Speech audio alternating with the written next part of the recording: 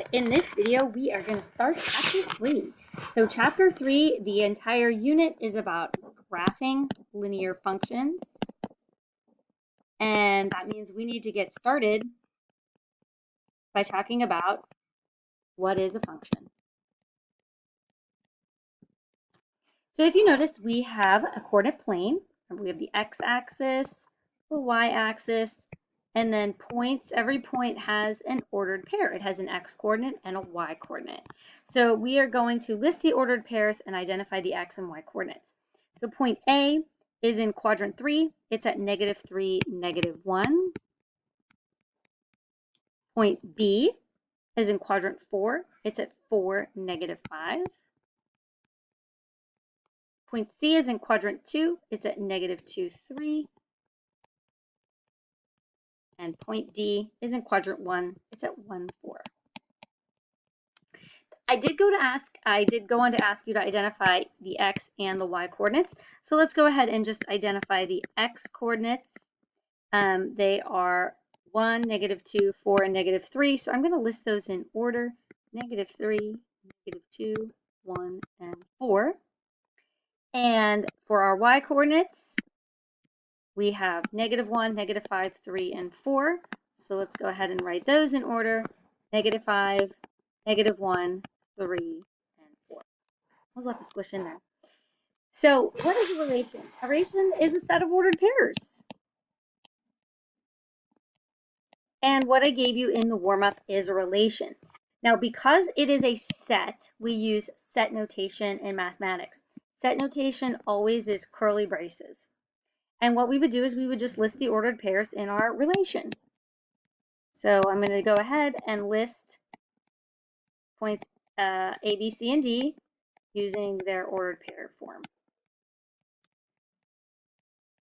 And that's it. That's a relation. So the domain is the set of all the input values. And usually they are the x coordinates. Sometimes we don't use x's and y's, but a lot of the times we do. And then the range is the set of the output values. Again, it's usually the y coordinates. The domain and range are also sets, and because they're sets, we would use set notation. I sort of got us ready to put the domain and range. I didn't use set notation up here, so now we are going to. By listing all of our x values, that is the domain of the relation that we gave in the example above. And by listing all the y values, that is the range of that relation. There are other ways to represent domain and range, and we're going to talk about that in class, especially if a function or a relation is continuous versus discrete. A discrete function or a relation has just a set of dots, which is what we have here. Something continuous is something connected. And when we do domain and range for connected values, we're going to talk about that. It's a little bit different than the notation I used. So a function is a special type of relation where each input pairs with exactly one output. Looking at this example, and this is a mapping diagram, which is one of the ways to represent a function. The domain is on the left, the range is on the right, and we draw arrows from the domain value and to the range value that it maps to. And this, again, represents an ordered pair. So this represents the ordered pair 0, 2. We have the ordered pair -2, 3, -1, 1, -1, and 2, 3, or 2, 5, excuse me. This is a function because each of these inputs only maps to one output. Every domain has exactly one range. Our second example is not a function because the input value 2 maps or pairs with two range values. So this would be the 0.26. I believe that's a 9. It might be an 8. I feel like I can't read that. And this would be the 0.28. So we have two output values, 6 and 8, for that input value of 2. That would represent something that is not a function. When we talk about functions, and relation, I'm going to actually go down here for a second. There are four main ways to express a relation. Then we're going to come back up to our types of variables.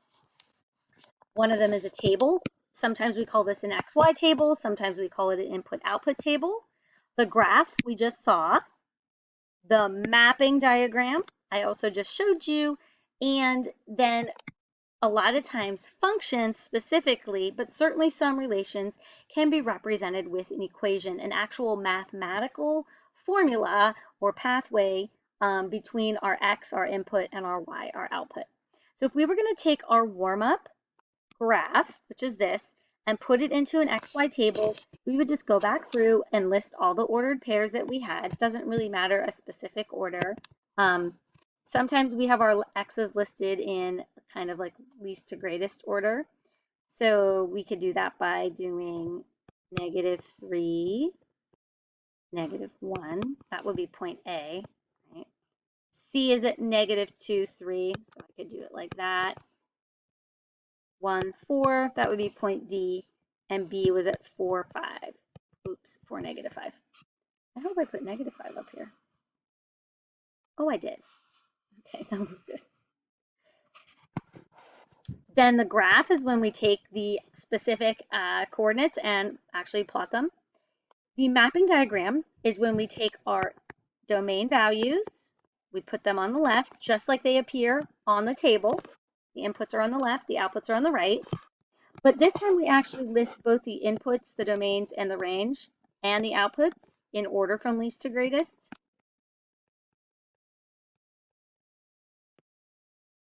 And every input, we're going to go ahead and map it to an output. So -3 maps to 1. So I draw an arrow between -3 and 1. -2 to 3. 1 to 4. And 4 to -5. And you can see this is a function. Each of our inputs has exactly one output. Now, none of these equations here specify what relation we had in our warm-up, but as you can see, the first two equations, the y is isolated. The last equation, the y is not. So you can, there's different ways to represent equations. Because relations give us a way to relate two different unknowns, they're very useful for word problems because now we can have two different things that we're trying to relate. Whereas before, when we were doing word problems, we were just solving for like the number of hours somebody worked or how many items they could sell. But now we can kind of relate things together, like how many items they sell and how much money they make.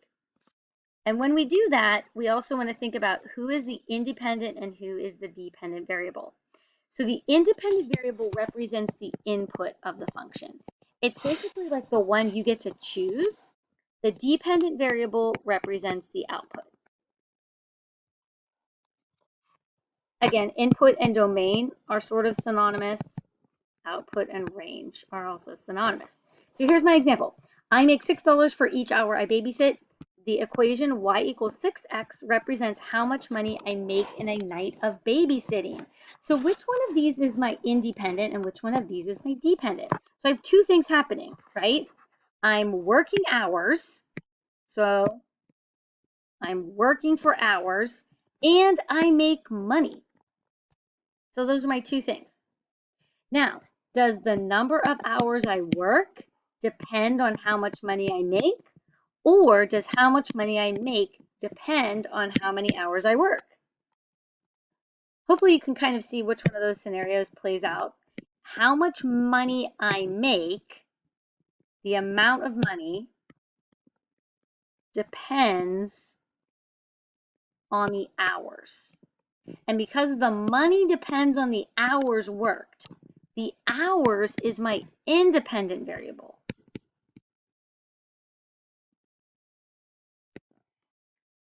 And then my dependent variable, how much I'm going to get paid, is the output, or what's going to happen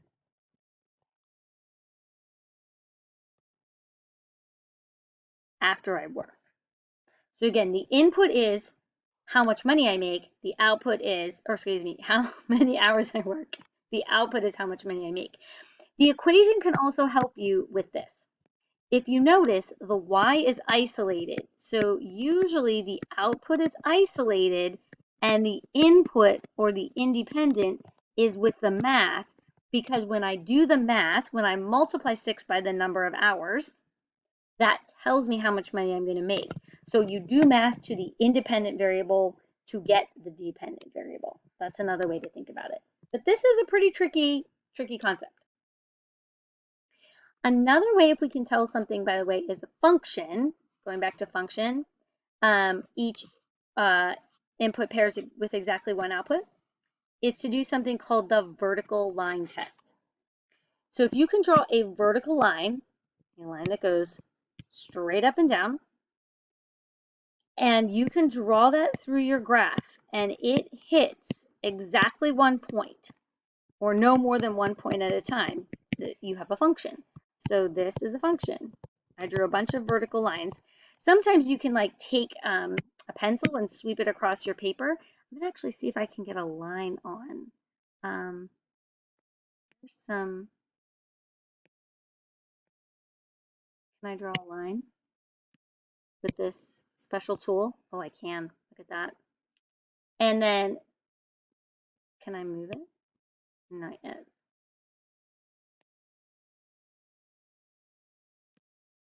Oh, bummer. I don't know how to move that drawing yet.